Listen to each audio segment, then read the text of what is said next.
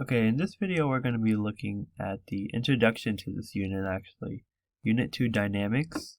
So last unit we looked at motion all the way up to acceleration. We can actually go one step further from acceleration and actually describe a force in terms of acceleration. And we'll see exactly how that ties in, but basically this lesson is actually going to be getting a good understanding of Newton's laws of motion. Meaning that not just the definition, but actually truly meaning what you're saying. So I hope that this video will actually answer that concern of mine, I guess, which is actually meaning what you're saying, not just saying a definition. So we're actually going to start with this first law here. So I'm going to just write it out. Okay, here's the first law, known as the law of inertia, which is just another name for the first law. And here's what it states. An object at rest will remain at rest, and an object in motion will stay in motion at a constant velocity and in a straight line, unless acted upon by a net force. So we're going to be taking this definition and kind of taking it part by part. But specifically I want to be talking about the last part first. So, unless acted upon by a net force. This means we actually should define what a force is. A force is simply a push or pull in a direction, right? We care about the direction, therefore it is a vector quantity, so vector. And we usually say capital F is the symbol for force with the arrow on top to show that it's a vector. So unless acted upon by a net force, net kind of means the total force, so every single force on some object, if there's something that is a net force, means that the addition of all the force vectors is not zero. So for example, this plus this, let's say these are both force vectors. Let me just erase this a little bit. Just pretend these are the same length but just pointing in opposite directions. This is 0, so there is no net force. We can also have this in a three-dimensional sense, in that we have one pointing this way, one pointing this way, and one pointing this way. So it's kind of a hard thing to picture, but I guess a good way to think about it is we have this horizontal component and this horizontal component cancel each other out, and then the sum of this vertical and this vertical will cancel out with, let me make this a bit longer, we'll cancel with this downwards, and this also means no net force. But as soon as we have forces that add up to something, in other words add up to a force, such as this plus, let's say this, or we can say this plus this, because it's actually equal to, if I were to move it, it may be looking something like that. This is a net force. So that's the idea of a force in terms of vectors. So we want to look back at this definition. An object at rest will remain at rest, and an object in motion will stay in motion at a constant velocity and in a straight line, unless there is a net force. So what that means is that if there is zero net force, and we discussed what net force is right above here, right? The addition of all the force vectors will be 0. So no net force. It cannot be something where there's a direction of the force at the end. So if there's 0 net force, and emphasis on 0, the object will move at a constant velocity. And that constant velocity can be 0 sometimes, right? That's what that at rest condition actually says. It also says constant velocity is 0, but that constant velocity is 0. So this is the, I guess, like the key interpretation of it. If there is 0 net force, the object will move at a constant velocity. So let's say I have this box that has these two forces on it, so they're kind of pushing him against each other.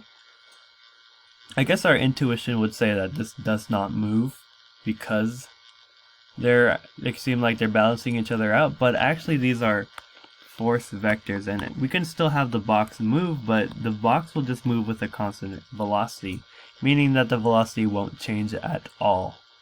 So we can still have a velocity vector moving, but there's actually no acceleration happening, meaning that that means there's no change in velocity, so that if there's an acceleration, there's most likely a force. In fact, there is a force if there's an acceleration. So I'll say that here.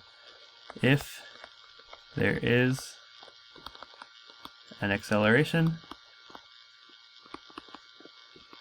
there is a net force.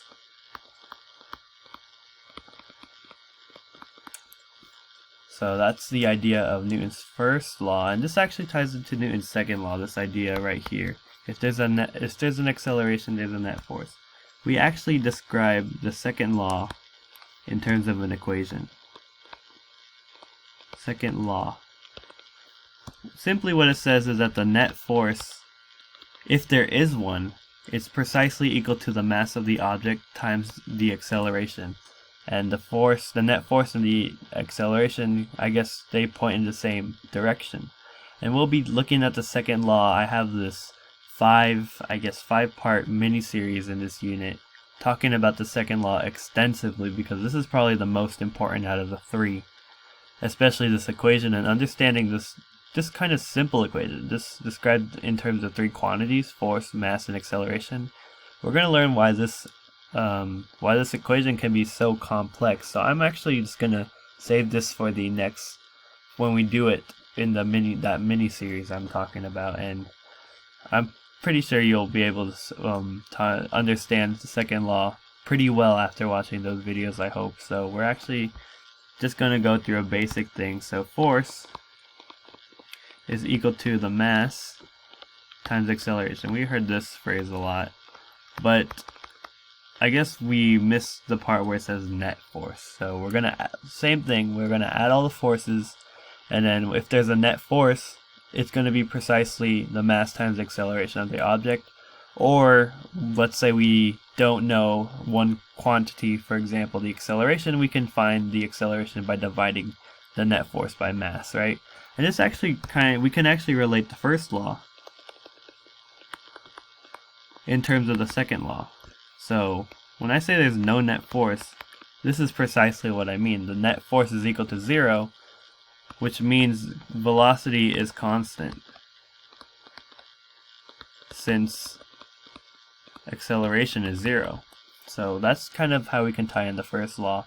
And we'll also be using, I guess, the first law a lot in our mini-series too, because there's going to be cases where the object's not moving, or the object's moving with constant velocity, and we'll be using kind of this form because acceleration is 0. And then the third law is kind of an interesting one, because a lot of people know what it is. Every force has an equal and opposite, I guess, reaction force, but no one really knows what it means. So I'm going to have the definition here first. This is the third law. I'm going to read the definition and we're going to take it each part by part. A force is really an interaction between two objects. If one object 1 exerts a force on object 2, then object 2 must exert a force back on 1 that is equal in magnitude but opposite in direction. And we can actually see this straight away. The most common example people use is planets. So let's say we have the sun. So the sun's in yellow. So here's the sun. And I have the earth. I guess it's a blue ball that has some green in it. Green.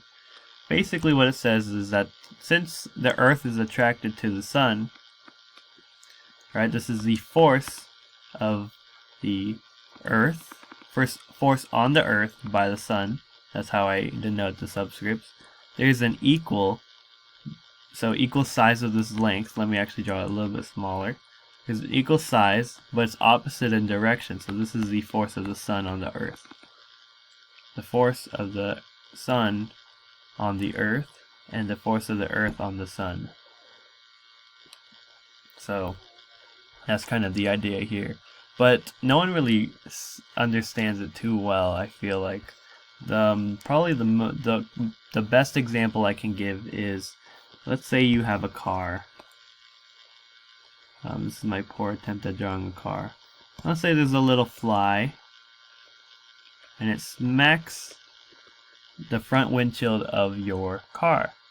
What Newton's third law says is that since your car kind of exerts a force on the fly must exert an equal and opposite reaction force to your car. And that's kind of a weird statement, because it doesn't seem like the fly would have an equal and opposite force, but in fact it does. And the reason why is actually in terms of the second law. So I'm going to draw the second law right here. The force of 1 on 2, or the fly or the car on the fly, is equal to the negative of the opposite kind of order. So the fly on the car, and then we have, in other words, the mass times the acceleration of the car is equal to the negative mass times the acceleration of the fly.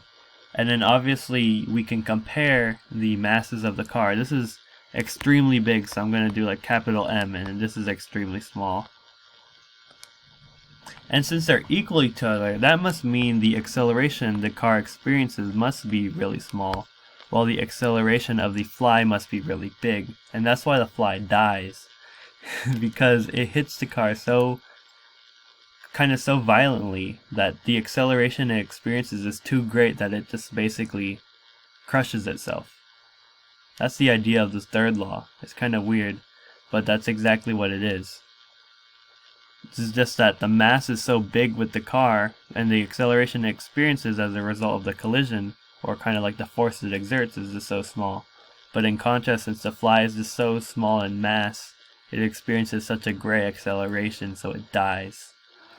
And then the most practical application is actually how we walk. So I'm going to draw a foot here. When I walk on the ground, there is a application of Newton's third law here. So let's say I take a step, and how do I even get pushed forward? Well, that's actually as a result of a friction force, and we'll actually learn what friction force is. But basically, my foot exerts a force on the ground, let's say like here, right? When I push over, the ground actually exerts a force on me, specifically this much, right? The opposite. And that's why I actually go forward. It's because of the force I put on the ground. The ground actually exerts a force on me, so that's what makes me propel forward. Same with jumping, right? If I were to jump, I guess this is my poor attempt at jumping. Right, so the reason why I'm off the ground is that I actually was originally on the ground. So here I am on the ground preparing to jump. So I'm putting a force to the ground, and when I extend my legs, the ground is actually pushing up at me, and that's what propels me upwards. So that's the idea of third law, because it helps us actually move. It describes why a fly dies when it hits a car. And it also describes how celestial bodies interact. And that's the best explanation I can give on the third law. Maybe you understand it, maybe you don't, but hopefully you do. We just want to take a quick overview of all these laws once again, because we're going to be using all three in dynamics problems, because they're so essential to them. But essentially, what we talk about first is the law of inertia, or the first law, which talks about objects that have no net force, right? The most simplest case is just anything with constant velocity or just not moving, right? They have no net force, which means there's no acceleration at all. And we learned a lot about acceleration in the last unit, right? Acceleration is just changing the velocity, but now since constant velocity is a thing, there's no acceleration. And I described what net force I mean is just the sum of the vectors. As long as it's 0, then it is no net force. So, and it can be in 2 dimensions, it can be in 3 dimensions. As long as they kind of all cancel each other out, or their components cancel each other out, then it's 0 net force. And remember that even if the forces cancel out, there can still be motion. Velocity is still a thing because it's constant. It could be a thing like 5 meters per second, but the forces cancel out. Second law, we're going to be talking about it a lot more later, but the first law actually can tie in with the second law. We just plug in A is 0, so that means the net force is 0. That's the idea of the first law. And then the third law, we talked about interacting bodies. So we have a planet and a sun relationship, a car, fly, and then our foot to the ground, our feet to the ground. And that's basically Newton's 3 laws in one video. So that's it for this video.